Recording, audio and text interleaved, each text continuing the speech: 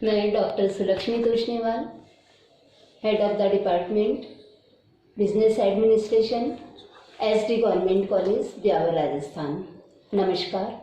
आज के इस संवाद कौशल सेशन में आप सभी का स्वागत है। संवाद शब्द अपने आप में बहुत महत्वपूर्ण है। अब संवाद होता कैसे है? अब देखिए कि सृष्टि का जब से प्रारंभ हुआ तब से संवाद हो रहा है।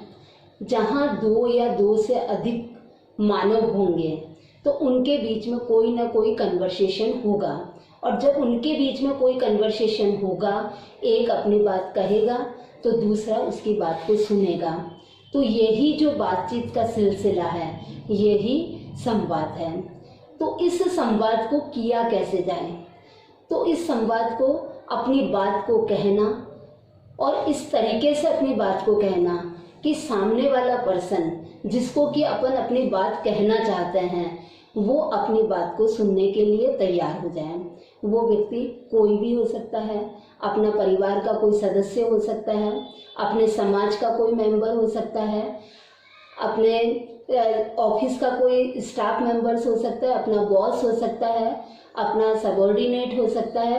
मतलब कुल मिलाकर के कहीं भी किसी भी प्रकार के इंस्टीट्यूशन में अपन चले जाएं, वहाँ पे संवाद होता है।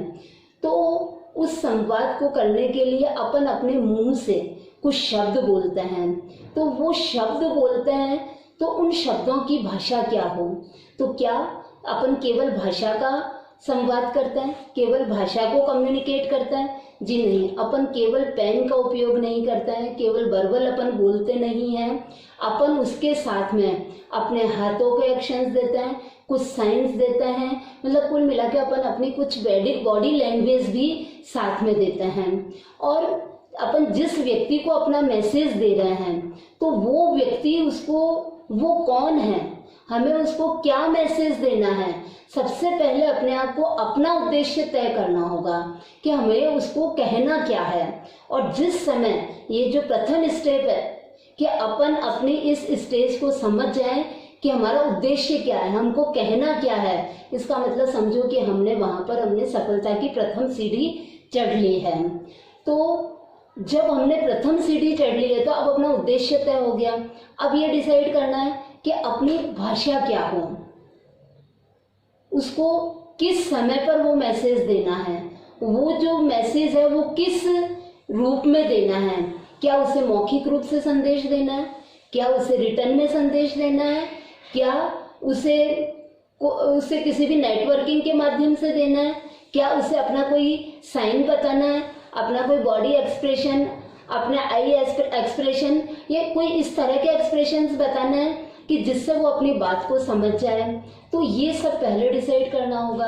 अब उसके बाद में डिसाइड होता है कि ये सब हो गया कि अब अपने को कहना क्या है। और जब वो अपन ने अपनी लैंग्वेज डिसाइड कर ली तो वो लैंग्वेज डिसाइड करने के बाद में उसके ऊपर बोलना शुरू करेंगे। अब बोलना कैसे है, कितना क्या लाउड बोलना है, बहुत धीरे बोलना है, तो ये अपने को डिसाइड करना है। क्या अपने सामने बहुत बड़ी ऑडियंस बैठी है? तो जब बहुत बड़ी ऑडियंस बैठी है तो अपने को अपनी आवाज़ को लाउड रखना होगा। आपने अभी इलेक्शंस हुए और हर बार अपन इलेक्शंस देखते हैं, बहुत सारी धार्मिक सभाएं देखते हैं, सामाजिक सभाएं देखते हैं कि उसमें सामने जो वक्ता खड़ा है वो अपनी आवाज़ को बहुत लाउड रखता है। वो लाउड क्यों रखता है? कि उसके सामने बहुत बड़ी ऑडियंस बैठी है और उसको अपनी बात को सुनाना है, तो इसलिए अपने को लाउड आवाज़ रखनी होगी। पर जब अपन दो व्यक्ति हैं, अपन आमने सामने बैठ कर के बात कर रहे हैं, तो उस समय अपनी आवाज़ को थोड़ा सा धीरे रखना पड़ेगा, क्योंकि अपने को दूसरों को नहीं सुनाना है, केवल उस पर्सन विशेष को सुनाना है। तो जब अपन ने उस पर्सन विशेष को सुनाना है तो अपने को अपनी आवाज़ धीरे रखनी। अब है कि अपनी बातचीत क्या है, क्या अपन बहुत गोपनीय मुद्दे पर बात कर रहे हैं, तो अपनी आवाज़ बिल्कुल धीरा होनी चाहिए। कोई भी जो मैनेजर है वो अपने सहयोगी के साथ में कोई आगामी स्ट्रेटजी पर बातचीत कर रहा है, तो वो स्ट्रेटजी के आसपास वाला सुन नहीं ले, कोई कंपटीटर नहीं सुन ले, तो वो उससे ये बातचीत यदि किसी होटल के कमरे में बैठ करके कर रहा है तब तो ठीक है। परंतु जहाँ वो उसके डाइनिंग हॉल पे या रिसेप्शन में बैठ कर के यदि ये बात कर रहा है तो ये उसका सही स्थान नहीं है। क्योंकि ये सही स्थान कैसे हो सकता है, यदि किसी उसके कंपटीटर ने ये बात सुन ली तो उसकी तो सारी मार्केटिंग स्ट्रेटजी खत्म हो गई। तो अपने को ये ध्यान रखना है कि अपना प्लेस क्या हो, अपनी वॉइस क्या हो, अपने को वर्बल देना है या नॉन वर्बल देना है, तो इन सब बातों का ध्यान रखना जाता है। ये सब ध्यान रख करके जब अपन अपनी बात सामने वाले को कहते हैं तो क्या केवल अपन अपनी बात उस तक पहुंचाते हैं? जी नहीं, अपन उसकी अपनी बात नहीं पहुंचा रहे हैं, बल्कि अपन वो चाहते हैं कि जो हम कहना चाह रहे हैं वो उस मीनिंग को समझें। जिस रूप में अपन अपना बात कह रहे हैं वो उसी रूप में अपनी बात को समझे और अपना काम शुरू कर देवें। अब कि वो मीनिंग तो उसने समझ लिया, पर उस मीनिंग के साथ में अपनी कुछ वैल्यूज जुड़ी हुई रहती है कि हम उस काम को कैसे करना चाहते हैं। जैसे कोई भी सेल्समैन है तो वो अपनी बिक्री तो बढ़ाना चाहता है, परंतु वो साथ में चाहता है कि लाभ हो उसको, परंतु साथ में उसकी गुडविल भी बनी रहे और जो कस्टमर्स है उनको सर्विस भी अच्छी मिले, आफ्टर सेल सर्विसेज मिले और साथ में उसकी सेल्समैनशिप बहुत अच्छी हो।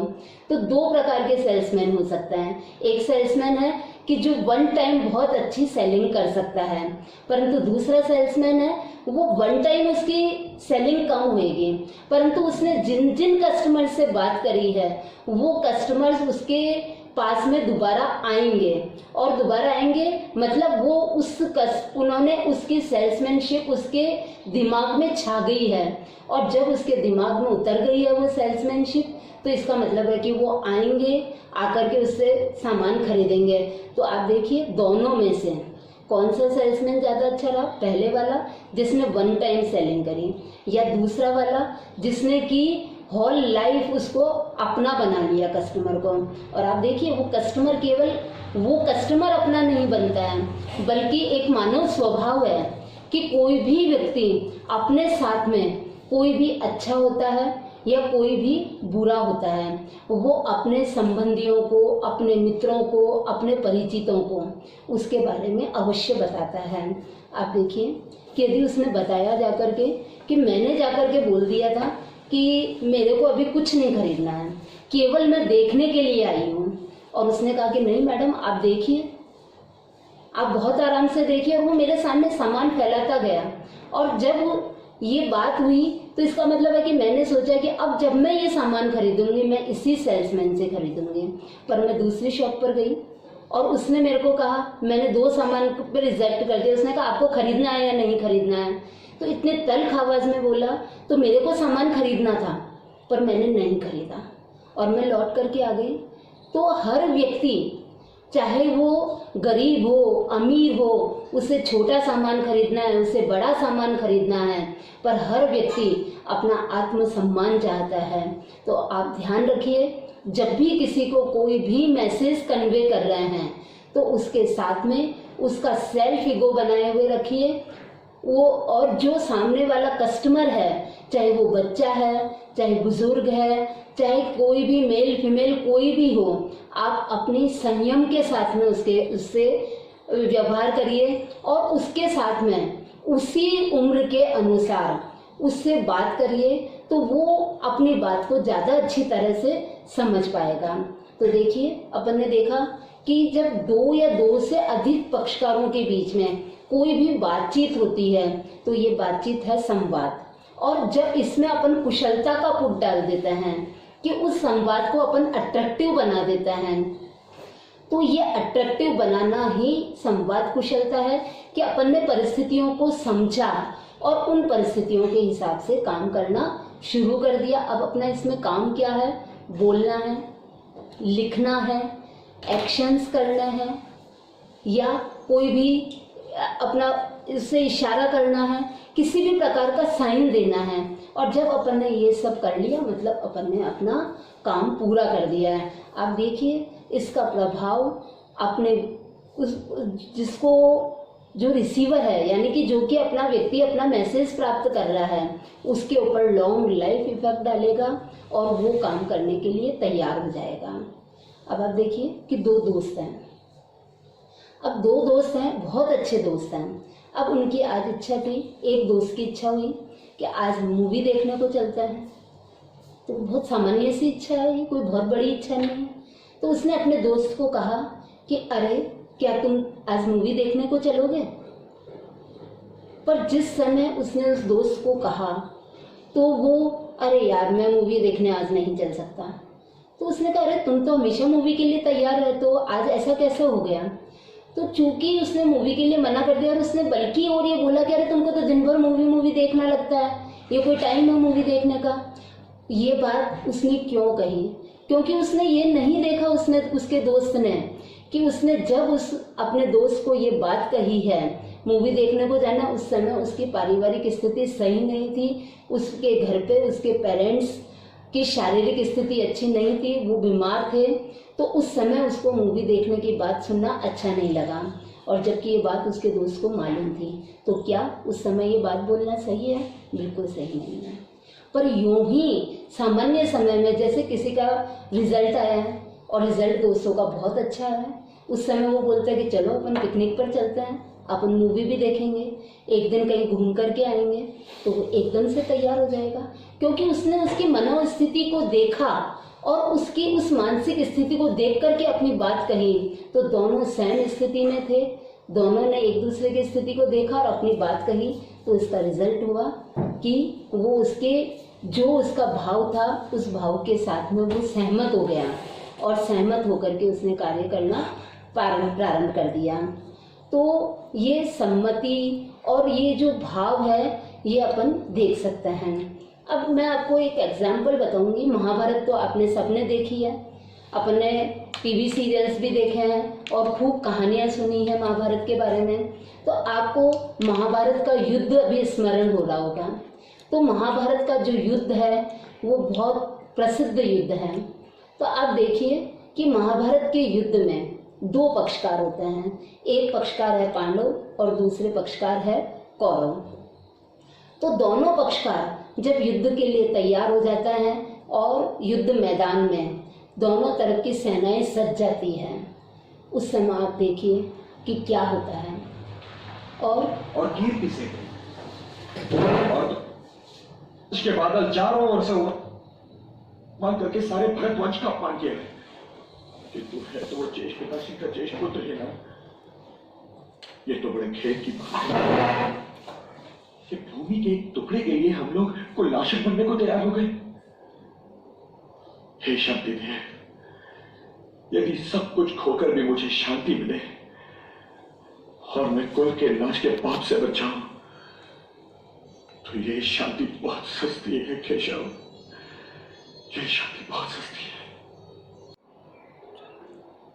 तो देखिए आपने संवाद कुशलता भगवान श्री कृष्ण की, क्या संवाद कुशलता है कि जो अर्जुन विराट युद्ध में अकेले जिसने कौरवों की सेना को हरा दिया था, वो अर्जुन अपने हथियार उसके हाथ से गिर जाते हैं, वो हताश होकर नीचे बैठ जाता है। और कृष्ण भगवान ने जब उसकी इस मनोस्थिति को देखा तो उन्होंने उसकी मनोस्थिति देखी और उन्होंने डिसाइड किया कि इसके दिमाग में क्या चल रहा है, और उन्होंने दिया अर्जुन को गीता का ज्ञान। और किस समय दिया गीता का ज्ञान? जब दोनों तरफ सेनाएं तैयार खड़ी है युद्ध के लिए, उस समय ऐसा गीता का ज्ञान दिया कि वो गीता का ज्ञान अर्जुन के ऊपर एकदम से असर हुआ। और असर क्या हुआ कि वो अपने हथियार लेकर के उठ खड़ा हुआ और युद्ध के लिए तत्पर हो गया। तो ये उन्होंने उसके दिमाग को देखा, उसके हृदय की स्थिति को देखा और साथ में उसको इतना तैयार किया कि वो और ऐसा संवाद कुशलता गीता के ज्ञान के रूप में दी कि वो आज भी हजारों सालों के बाद में हम आज भी उसको प्रमाण के रूप में हर स्थान पर प्रयोग करते हैं। यह है श्री कृष्ण की संवाद कुशलता कि जिसने महाभारत युद्ध का सिनेरियो ही बदल दिया। आज अर्जुन नहीं लड़ता तो क्या होता? देखिए आप कि अर्जुन कैसे उठ खड़ा होता है। यह है, आप साथ में इसके ऊपर भी नजर रखिए कि ये बॉडी लैंग्वेज को भी शो कर रहा है कि कृष्ण भगवान ने जब देखा तो वो विस्मय में आ गए कि अर्जुन कर क्या रहा है ये। परंतु जो ही उन्होंने बोलना शुरू किया तो आप देखिए उनके हाथ इस तरह से थे और वो पूरी कर्मठता के साथ में बोल रहे थे कि वो सामने वाले व्यक्ति में ओजस्विता पैदा कर रहा था। और इतनी ओजस्विता उन्होंने पैदा करी कि अर्जुन उठ खड़ा हुआ, उसने अस्त्र उठा लिए और लड़ने के लिए तैयार हो गया। तो इसमें आप देखिए कि ये लड़ने के लिए तैयार हो जाता है। आप देखिए वो जो नर्वस हुआ अर्जुन, उसका चित्र देखिए, और ये जो हथियार उठाए हुए हाथ में, और क्या वो चल रहा है, क्या दोनों में कोई फर्क है? जी हाँ, ये फर्क है। और ये फर्क किसका फर्क है? केवल और केवल संवाद कुशलता का फर्क है। और ये संवाद कुशलता है कि हमने किस समय करी, कैसे करी, किन शब्दों में करी, किन हाव भावों के साथ में करी और किन रूप में करी, और हमको उसमें कितना समय लेना था, वो सब बातों का ध्यान में रख करके करी। तो श्री कृष्ण भगवान, मतलब हम कह सकते हैं कि इस दुनिया में उनका जैसा गुड कम्युनिकेटर कोई हो ही नहीं सकता है, जो सालों बाद में भी आज भी याद किए जाते रहे हैं। तो ये है संवाद कुशलता। तो आप देखिए कि हम भी इससे सीखें, केवल हम गीता नहीं पढ़ें बल्कि उस गीता को पढ़ने के उसके भावों को ग्रहण करें कि उस गीता में ऐसा क्या कहा गया है कि उन्होंने अर्जुन को चेंज कर दिया, और उन्होंने किन परिस्थितियों में क्या बातें बोली, उनकी वो सब बातें यदि हम देखें तो हमें संवाद कुशलता स्वतः ही आ जाएगी। तो ये जो संवाद कुशलता है, आपने देखा कि ये जीवन रक्त है। ये जिस तरह से शरीर में जब तक अपनी धमनियों में रक्त प्रवाहित हो रहा है तब तक अपना शरीर चल रहा है, जिस समय ये रक्त समाप्त हो जाएगा उस समय अपना शरीर भी निढाल हो जाएगा। तो उसी तरह से जब तक हमारे जीवन में संवाद है हम जीवित हैं। जिस दिन संवाद खत्म हो जाएगा हम जीवित नहीं रह पाएंगे। संवाद एक मिरेकल है, जादू है, करिश्मा है। तो आइए इस करिश्मे के साथ में हम जिएं, इस करिश्मे को अपने जीवन में उतारें और सीखें कि किस तरह से हम कार्य कर सकते हैं। धन्यवाद।